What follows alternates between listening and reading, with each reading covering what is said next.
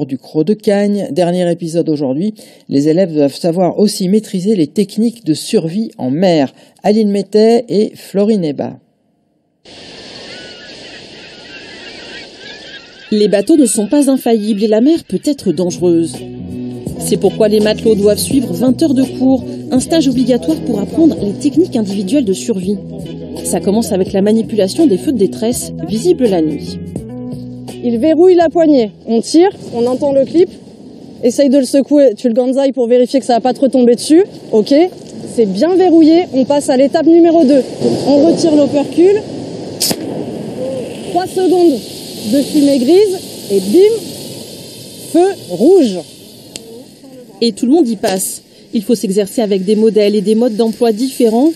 Pour la position, c'est le bras en l'air, comme la Statue de la Liberté. Vous sentez capable de le refaire en conditions d'urgence ? Je pense, oui. Celui-là, oui. C'est pas si simple parce qu'il y a le phénomène de peur. Et le fait qu'ils puissent les utiliser en centre de formation, ça désacralise la chose. Et du coup, si on se retrouve en situation de survie, pour signaler notre détresse, on pourrait du coup sans problème utiliser le matériel qu'on a déjà l'habitude d'utiliser. Tous ces matelots doivent aussi apprendre à gérer une situation de crise. Quand coule et que le canot de sauvetage est le seul moyen de survivre en mer, la formatrice lance un jeu de rôle. Ici se trouve la timonerie. Une partie du groupe joue les passagers en danger, l'autre partie doit réagir comme un équipage en détresse. Bien sur le pont, équipé. Reçu. Qu'est-ce qui se passe ? Sauf l'armateur qui est un petit peu chiant. Qu'est-ce qui se passe ? Comme d'hab. Personne ne veut me dire ce qui se passe. Qu'est-ce qui se passe ? Ça va bien se passer.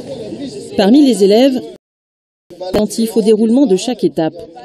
Après sa formation, il s'est retrouvé avec un marin en pleine tempête sur un voilier qui a coulé très rapidement en 2 minutes. Il a été obligé d'utiliser un canot de sauvetage comme celui-ci. Ils ont passé 9 jours en mer avec 2 bouteilles d'eau seulement. Le seul moyen qu'on avait de communiquer était un téléphone satellite qui malheureusement pendant le transbordement entre le navire dans la tempête et le radeau est tombé à l'eau. On n'avait pas assez de fumigène, mais à chaque fois qu'on a déclenché des fumigènes de nuit pour être repérés, les... Alors que le radeau prend l'eau, ils sont sauvés in extremis par un cargo ukrainien. Frédéric a frôlé la mort.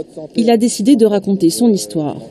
Je trouvais que c'était important justement qu'ils aient le témoignage de quelqu'un qui en était revenu.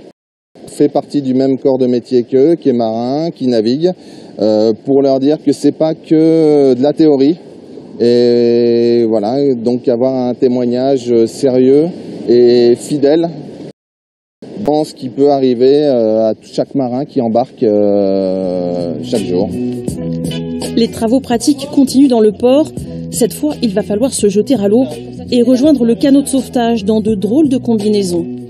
On essaye de les mettre dans les conditions quasi réelles pour que si ça arrive un jour, ils soient capables déjà de circuler sur l'eau, car en combinaison d'immersion, on ne peut pas nager de manière traditionnelle, on doit se déplacer sur le dos et de manière synchronisée. Et on doit aussi les préparer à récupérer un naufragé qui peut être inconscient. Et effectivement, en attendant que les secours arrivent, ça peut sauver des vies. Pour nager, il faut rester sur le dos, les bras au-dessus des chevilles du voisin. Seul moyen d'avancer, faire de grands moulinets avec les bras. On va arriver sur la zone. Regroupement grave. On doit donner des ordres pour donner la bonne direction. Le test est réussi, malgré une eau un peu fraîche. C'est un peu stressant au début parce qu'on est un peu étouffé, on voit pas grand chose, on n'entend pas les autres. Mais après, je pense qu'il faut rester un peu calme et il faut bien s'organiser entre nous tous en fait. Des exercices grandeur nature pour se préparer au pire, acquérir des réflexes et réussir à activer le mode survie.